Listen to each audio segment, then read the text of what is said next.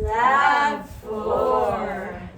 Okay, so today in lab we introduced the new kingdom, Animalia, and these are defined by characteristics such as eukaryotes, they're multicellular, they have locomotion, and today we specifically looked at invertebrates.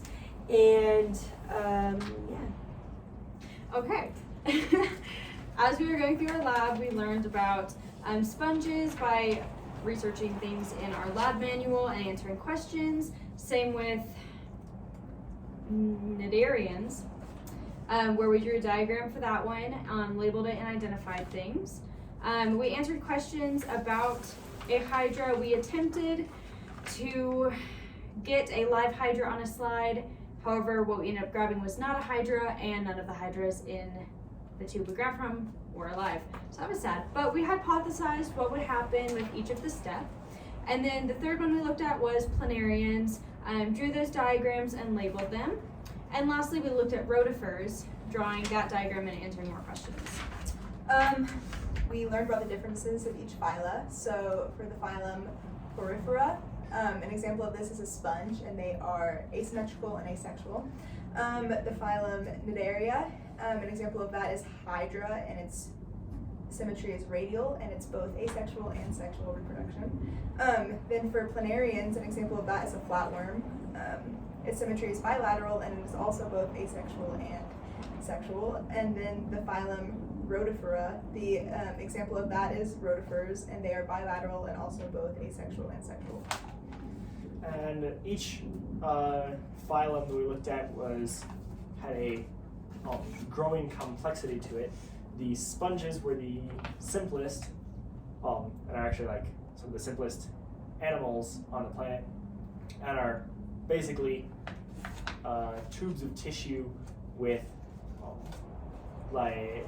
little flagella to catch food, and they just move water in and out of themselves.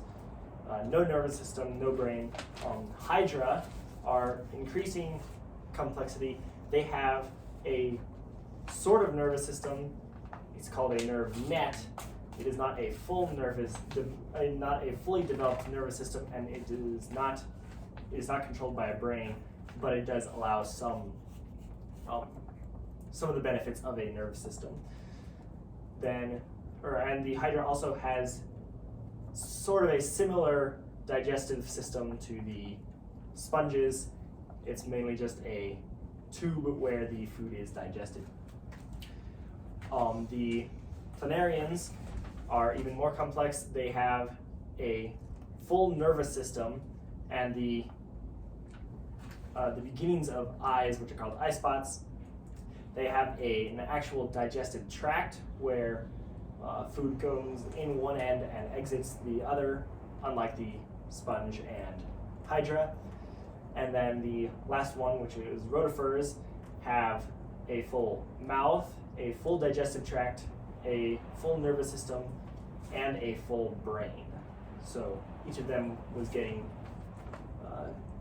more complex as we went on. Thank you.